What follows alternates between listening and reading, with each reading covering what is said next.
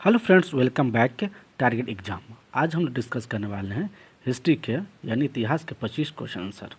तो बढ़ते हैं अपने पहले प्रश्न की तरफ। पहला प्रश्न हमारा है, मौर्य काल के दौरान राजस्व विभाग की प्रधान अधिकारी क्या कहलाता है? तो याद रखिएगा, ऑप्शन ए है हमारा है प्रदेष्टा, बी है संहर्ता, सी है कर्मांतिका, डी है आठवीं। सो इसका सही आंसर क्या होगा? इसका सही आंसर होगा हमारा ऑप्शन बी, संहर्ता। याद रखिए, संहर्ता कौन होता है? ये मौर्य प्रशासन में राजस्व विभाग का मुख्य अधिकारी यानी चीफ कलेक्टर ऑफ रेवेन्यू होता था। इसका मुख्य कार्य साम्राज्य के लिए राजस्व एकत्र करना और बजट तैयार करना था। अब बात करें प्रदेष्टा की, तो देखिए प्रदेष्टा ये कंठ शोधक यानी फौजदारी न्यायालय का न्यायाधीश हुआ करता था। कर्मांतिका की बात की जाए तो देखिए कर्मांतिका ये उद्योगों और कारखानों का अध्यक्ष होता था। और आठवीं की बात की जाए तो यह वन विभाग का प्रधान अधिकारी हुआ करता था। बढ़ते हैं नेक्स्ट क्वेश्चन तरफ। हमारा सेकंड क्वेश्चन है, 8वीं शताब्दी के मध्य मौर्य वंशीय शासन की समाप्ति के बाद किस वंशीय शासन की नींव बिहार में पड़ी थी? ए है वंशीय, बी मौर्य वंशीय, सी पाल वंशीय या डी हरेक वंशीय। सो इसका राइट आंसर क्या होगा? इसका राइट आंसर हमारा होगा सी पाल वंशीय। बढ़ते हैं तीसरे प्रश्न की तरफ। तीसरा प्रश्न हमारा है, पाल वंशीय प्रथम राजा था यानी पाल वंशीय का प्रथम राजा कौन था? ए गोपाल प्रथम, बी धर्मपाल, सी देवपाल, डी गोपाल द्वितीय। सो इसका राइट आंसर क्या होगा? हमारा 3 का ए होगा, गोपाल प्रथम। पाल राजवंश की स्थापना किसने की थी? तो गोपाल ने किया था, जिन्हें अक्सर गोपाल प्रथम भी कहा जाता था। इन्होंने 750 ईस्वी में इसकी स्थापना की थी। चौथा प्रश्न हमारा है, उदंतपुरी विश्वविद्यालय की स्थापना किस पालवंशीय राजा ने करवाई थी? ए धर्मपाल, बी नारायणपाल, सी माहीपाल, डी गोपाल प्रथम। सो इसका सही आंसर क्या होगा चौथा का?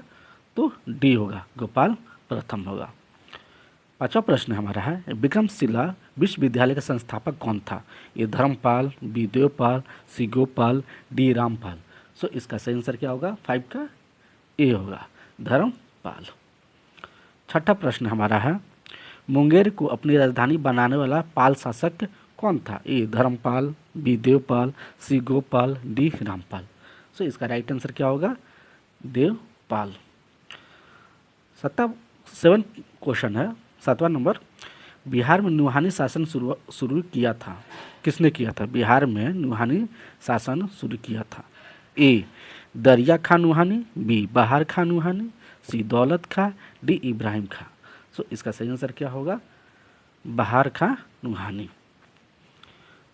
8वां प्रश्न है, बाबर को किसने इब्राहिम लोदी पर आक्रमण करने के लिए आमंत्रित किया था? ए बहार खां, बी दौलत खां, सी दरिया खां, डी इब्राहिम खां। सो इसका सही आंसर क्या होगा हमारा? बी दौलत खां।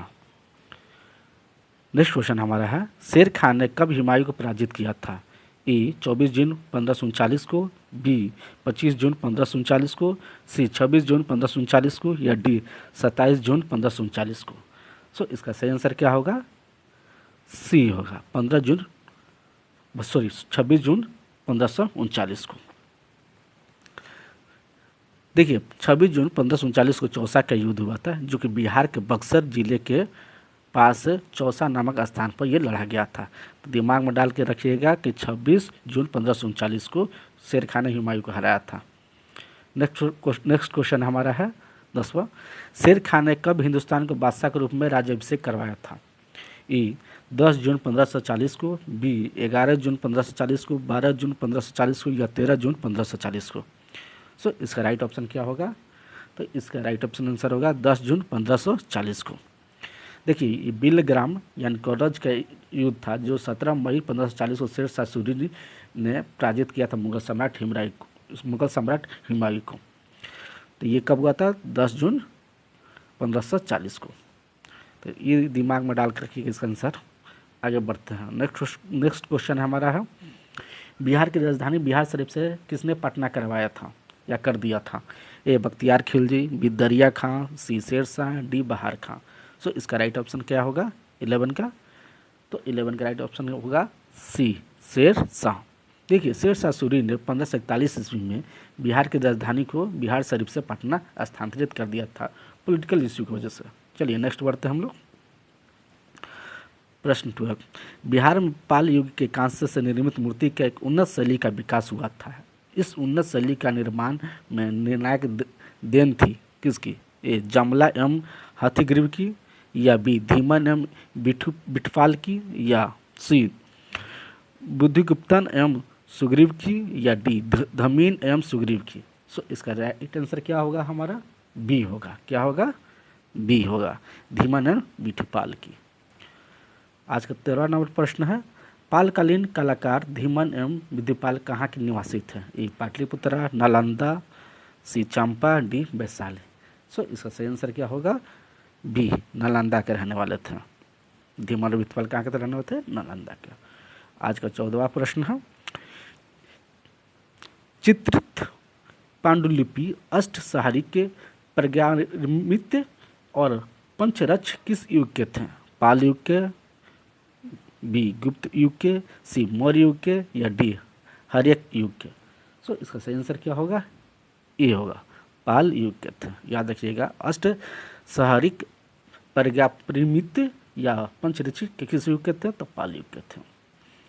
प्रश्न 15, पालकालीन चित्रकला के मित्र चित्र रूप कहाँ से प्राप्त हुए हैं? ए नालंदा से, बी पटना से, सी भागलपुर से, या डी मुंगेर से। सो इसका सही आंसर क्या होगा? ए नालंदा से। 16वां प्रश्न है, बिहार में प्रारंभिक तुर्क गतिविधियों के संदर्भ में महत्वपूर्ण जानकारी का प्रमुख स्रोत क्या है? ए तारीख अल हिंद, बी वक़ाते मुस्ताकी, या सी तबक़ाते निसारी, या डी रियासे उस सलादीन। सो इसका सही आंसर क्या होगा? 16 का सी होगा। याद रखिए, तबक़ाते नासिरी। 7वां प्रश्न है आज का, पाल काल में श्रीनगर भुक्ति किसे कहा जाता था? ए विदेह को, बी अंक को, सी वैशाली को, या डी मगध को। सो इसका सही आंसर क्या होगा? डी मगध को। प्रश्न 18 तक हम लोग पहुँच चुके हैं। अब एक लाइक एक सब्सक्राइब आप लोग का बनता है, ठीक है। तो आज का 18वां प्रश्न है, तिरहुत में फिरोज तुगलक ने किस वंश का शासन आरंभ करवाया था? ए कर्नाट वंश का, बी ठाकुर वंश का, सी मित्र वंश का, या डी वेनवार वंश का। सो इसका सही आंसर क्या होगा? डी वेनवार वंश। 19वां प्रश्न है, संध्याकार नदी किस पालवंशीय राजा का राज्य कवि था? ए सूरपाल, बी रामपाल, सी बिरहपाल, या डी न्यायपाल। सो इसका सही आंसर क्या होगा? 19 का बी होगा, रामपाल। 20 क्वेश्चन पर हम लोग आगे हैं। 20वां क्वेश्चन हमारा है, मिथिला के कर्नाट शासकों का अंत किस सुल्तान के द्वारा हुआ था? ए गियासुद्दीन तुगलक, बी फिरोज शाह तुगलक, सी महमूद तुगलक, या डी मोहम्मद बिन तुगलक। सो इसका सही आंसर क्या होगा? याद रखिएगा, गियासुद्दीन तुगलक। आज का 21वां प्रश्न है, बख्तियार खिलजी का आक्रमण किस पालवंशीय शासक के कार्यकाल में हुआ था? ए सूरपाल, बी नारायणपाल, सी देवपाल, डी रामपाल। सो इसका सही आंसर क्या होगा? डी होगा, रामपाल। 22वां प्रश्न है, बख्तियार खिलजी का आक्रमण बिहार में कब हुआ था? ए 1196 में, बी 1197 में, या सी 1198 में, या डी 1199 में। तो इसका सही आंसर क्या होगा? डी। याद रखिएगा, 1199 बख्तियार खिलजी का आक्रमण कब हुआ था? 1199 में। प्रश्न 23 कहता है कि तिरहुत में एक टकसाल शहर की नींव किसने डाली थी? ए गियासुद्दीन तुगलक, बी अहमद खां, सी फिरोज तुगलक, या डी बलमन। सो इसका सही आंसर क्या होगा? 23 का ए होगा, गियासुद्दीन तुगलक। प्रश्न 24, किस तिब्बती बौद्ध यात्री ने नालंदा एवं उदंतपुरी में बख्तियार खिलजी का आक्रमण का वर्णन किया था? ए चौसदर, बी धर्मस्वामिनी, या सी इति सिंह, या डी फैयान। सो इसका सही आंसर क्या होगा? 24 का बी। याद रखिएगा, धर्मस्वामिनी।